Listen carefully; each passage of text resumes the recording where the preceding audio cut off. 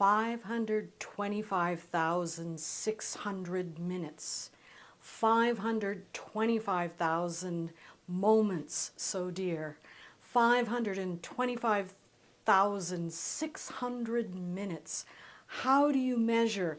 Measure a year in daylights, in sunsets, in midnights, in cups of coffee, in inches, in miles, in laughter, in strife. In 525,600 minutes. How do you measure a year in a life? I do wish I could sing this for you. However, I am not a singer, and we could never afford the copyright license for the Broadway musical Rent. 525,600 minutes. How do you measure a year in the life? Here's another question which ought to be put into song. 612,000 minutes. 612,000 minutes. How do you measure 14 months of lockdown? 14 long months worshiping via the internet. 14 long months locked away from one another. 14 long months, and only now the end is in sight. With jabs in our arms, we approach the second summer of this pandemic with hope in our hearts because the end is in sight. Here in Canada, our government is promising us that all of us will have received our second shot before the end of September. See you in September. See you when the summer's through. It's gonna be a long, lonely summer. Sorry, no more song lyrics. Instead, let me offer you a refrain which we have been hearing in all sorts of forms, whether it's over Zoom or FaceTime or even in news reports. Over and over again, we hear people expressing our longing to return to normal. Young people are seeing visions and old people are dreaming dreams of what our lives will be like soon and very soon. Sorry, I can't seem to help myself. It's as if the spirit of freedom was injected into my arm with that first vaccine, and I can't help myself. I feel like singing in the rain, just singing in the rain. What a glorious feeling, I'm happy again.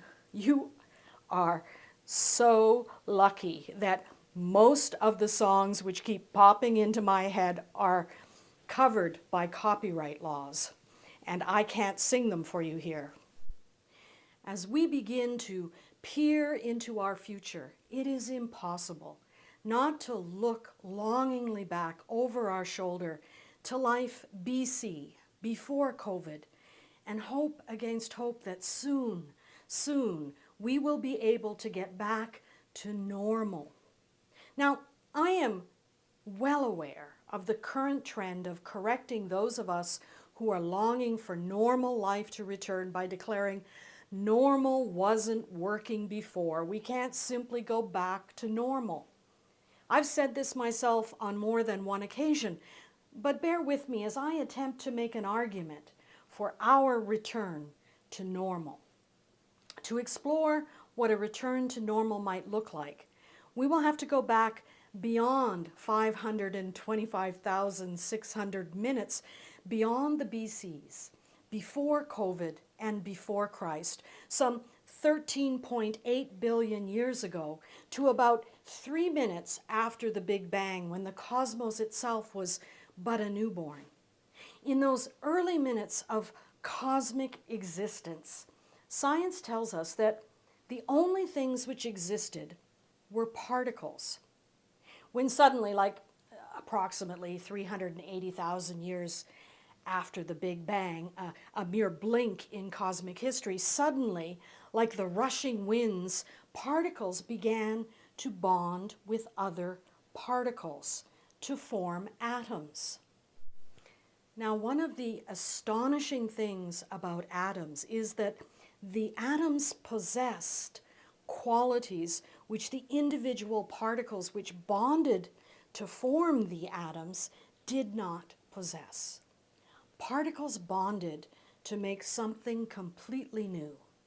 Particles bonding to other particles doesn't simply create a pile of particles, but somehow they create something new. Imagine the vast cosmos made up of particles coming together to create atoms, which eventually begin to coalesce to become molecules.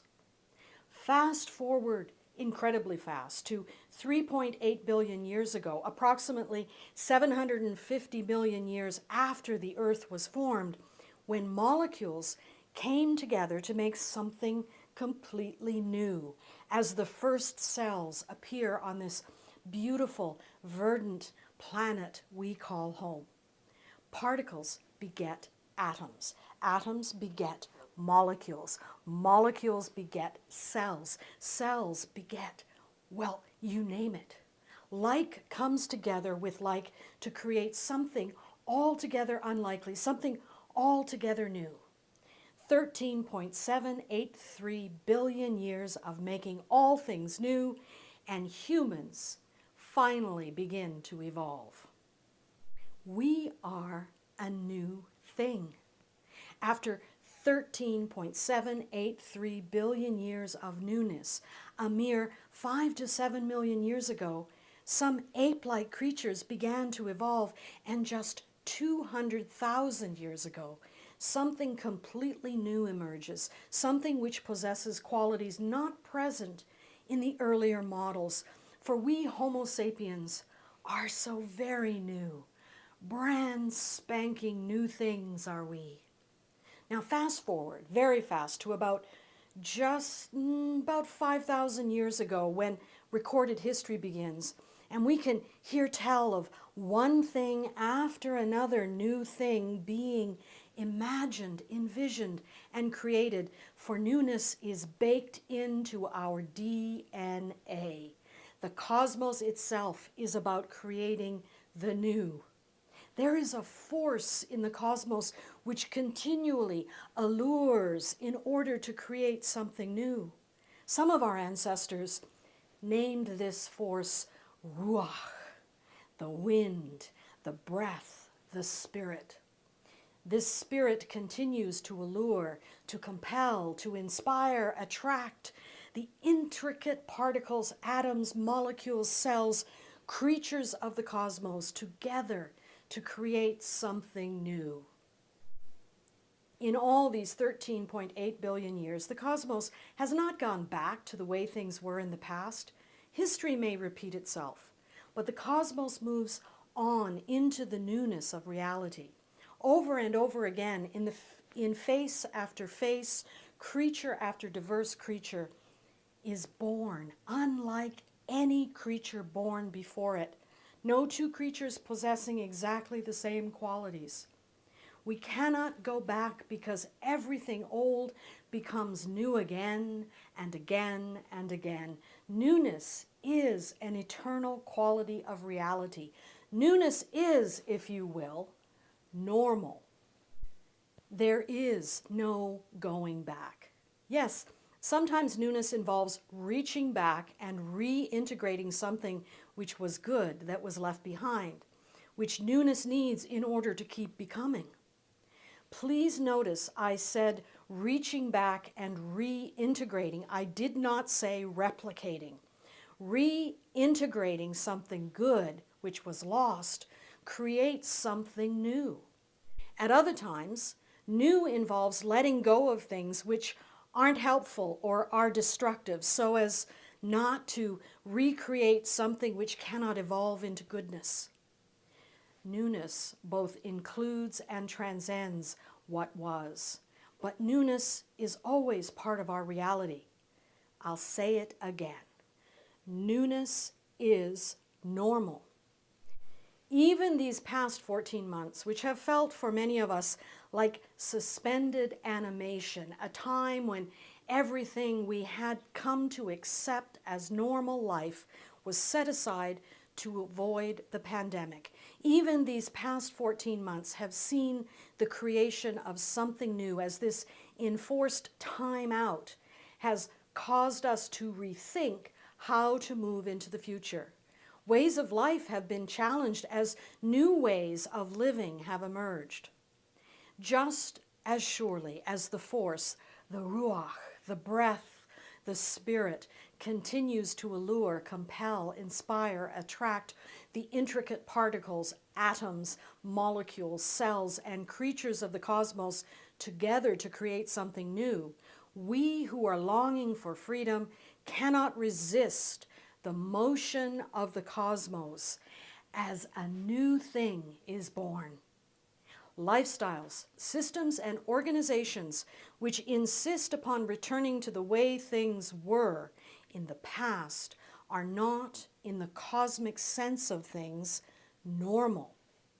For new is normal.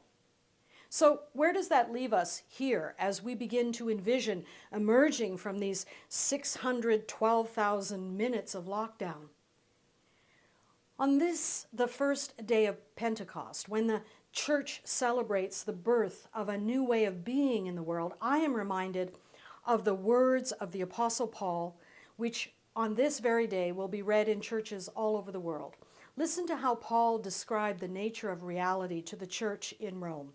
Paul wrote, "We know that from the beginning until now, all of creation has been groaning in one great act of giving birth."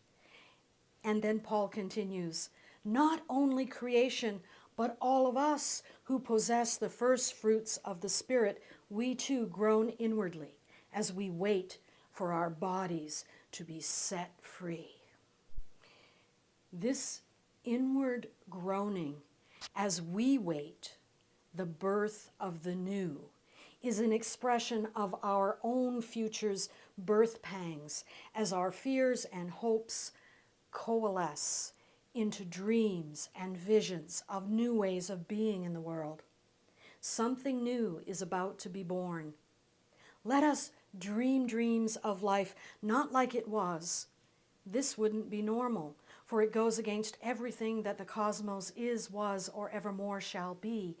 Let us dream dreams of life as it is emerging, new life, life beyond our fears, beyond the limitations of our histories, life measured not in minutes or years, life, as the song says, measured in love. How about love? 525,600 minutes. How do you measure a life of a woman or a man? Remember the love. Sing out, give out, measure your life in love. Seasons of love. Seasons of love. Ah, I wish I could sing it. Love which continues to allure, compel, inspire, attract the intricate particles, atoms, molecules, cells, and creatures. That's you and me, dear friends. Love is calling us to create something new. Love which even now is swirling in and around us, inflaming us, exciting us, is always inviting us into something new. Let us accept love's invitation into the newness of the cosmos. Thanks be to all that is holy. Amen.